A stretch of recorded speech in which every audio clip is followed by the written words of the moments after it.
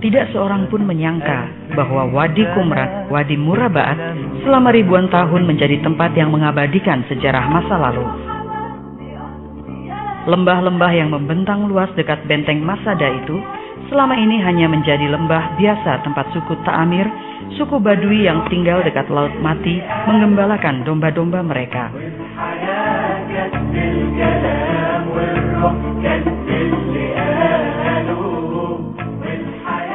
Sampai ditemukan The Dead Sea Scrolls, naskah-naskah Laut Mati. Sebelum itu, sejarawan Yahudi yang hidup pada abad 1 Masehi menyebut-nyebut keberadaan sekte Esseni yang tinggal di sekitar Laut Mati. Tapi keberadaannya secara pasti tidak diketahui.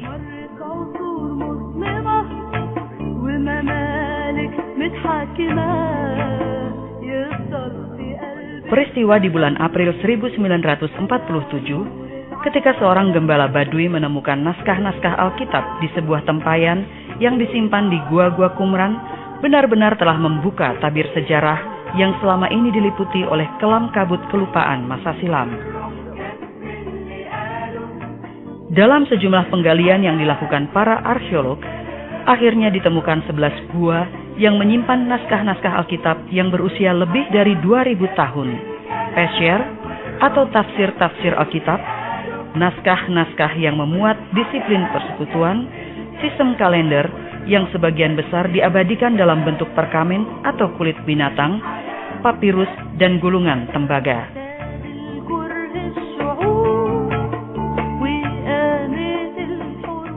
Nah, mengapa temuan-temuan Laut Mati ini begitu penting? Bukan hanya naskah-naskah itu sendiri yang telah melahirkan sejumlah kontroversi, tetapi juga berbagai penafsiran yang dilakukan para ahli, setengah ahli, atau orang-orang sok pintar yang hanya menyebar sensasi di sekitar temuan yang pernah disebut mujizat terbesar abad 20 ini. Betapa tidak, sejak tahun 70 Masehi ketika Beth Hamikdash, Baitul Maqdis, atau Bait Suci Allah kebanggaan bangsa Yahudi ini dihancurkan oleh Jenderal Titus dari Roma, lalu bangsa Israel terusir dari negerinya sendiri, terserak-serak di seluruh muka bumi. Bahasa Ibrani menjadi bahasa mati. Bahasa para nabi ini tinggal sebagai bahasa pengajian Taurat di sinagog-sinagog. Sehingga seandainya para nabi kini muncul kembali di Yerusalem, mereka akan heran karena kini penduduk kota itu masih bercakap-cakap dalam bahasa mereka, setelah bahasa itu mati hampir 2000 tahun lamanya. Tahun 1948, berdirilah sebuah negara Israel modern yang menjadikan bahasa Ibrani sebagai bahasa nasional mereka. Padahal sebagai bahasa kuno, bahasa Ibrani ini tidak mempunyai kata-kata modern seperti radio, pesawat terbang, telepon, sehingga terjadilah rekayasa bahasa yang mengambil alih sebanyak yang diperlukan kosakata-kosakata bahasa-bahasa barat untuk diibranikan. Dan Eliezer ben Yehuda, seorang yang sejak tahun 1920-an telah memulai menghidupkan kembali bahasa nabi-nabi yang nyaris mati ini. Sebuah nyanyian Ibrani mengenang jasa-jasanya. Eliezer ben Yehuda, Yehudi Mefatea, Mile Huhaka Memoho Hakodea, Hineh Mahalefit Alef Pain Nuasma, Hafanerena, Wenamsi et Hayasma. Eliezer ben Yehuda, seorang Yahudi yang mengajarkan kata demi kata. Dia mengajar dengan segenap hati dan pikirannya. Sungguh, bahasa Ibrani ini telah tidur 2000 tahun lamanya. Tapi kini marilah bergembira. Akankah kita bangkit bersamanya?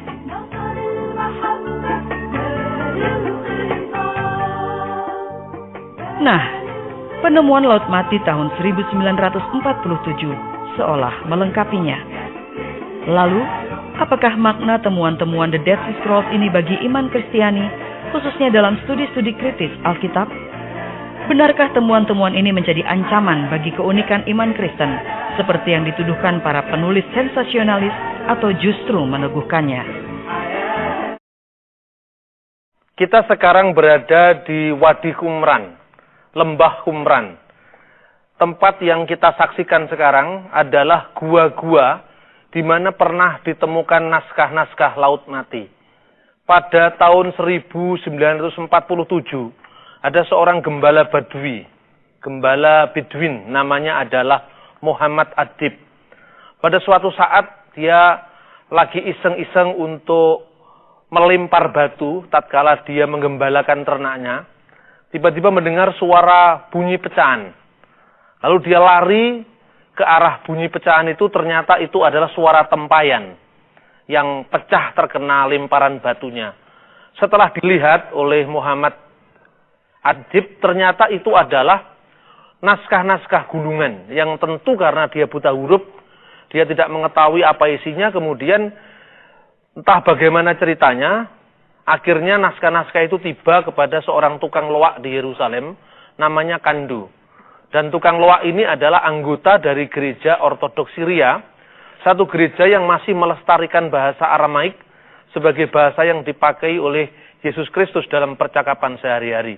Kemudian naskah-naskah ini yang jumlahnya yaitu 7 naskah gulungan yang terdiri dari 2 naskah Nabi Yesaya, ternyata isinya adalah yaitu Sefer Yesayahu yang satu dan satunya juga Sefer Yesayahu, Sefer Yesayahu 2. Jadi 2 naskah dari Nabi Yesaya. Kemudian juga ada naskah yang berjudul Kitab Abahata dalam bahasa Aram, yang seringkali dalam kajian-kajian akademis disebut dengan Kitab Apokrifa Kejadian atau Kitab Apokrifon Kejadian. Lalu ada satu naskah lagi yang judulnya Milkamah Bene Ur we Bene Hosek. Naskah peperangan antara anak-anak terang dan anak-anak gelap. Ini bukan Alkitab, tapi ini dokumen dari sekte SNI, dari sekte Laut Mati. Lalu ada juga disiplin persekutuan, Serek Hayakat, disiplin persekutuan yang intinya bagaimana disiplin orang-orang SNI waktu itu untuk kehidupan sehari-hari mereka. Juga ada naskah yang berjudul Peser Habakuk. Peser Habakuk artinya tafsiran-tafsiran kitab Nabi Habakuk. Kemudian yang terakhir adalah Hudayot, Mazmur-Mazmur pujian. Tadi kita lihat bagaimana Mazmur pujian itu ditempelkan di tembok-tembok sebelum kita masuk dalam areal naskah-naskah Qumran ini.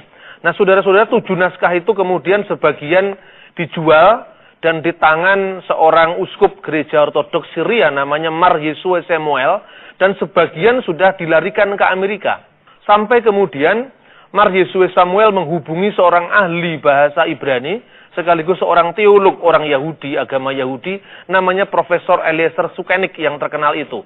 Kemudian barulah diadakan pemeriksaan secara radiokarbon yang dikenal dengan C14. Setelah dilihat ternyata naskah itu berasal dari tahun 200 sebelum Masehi. Bahkan ada yang lebih tua lagi, yaitu tahun 300 sebelum Masehi.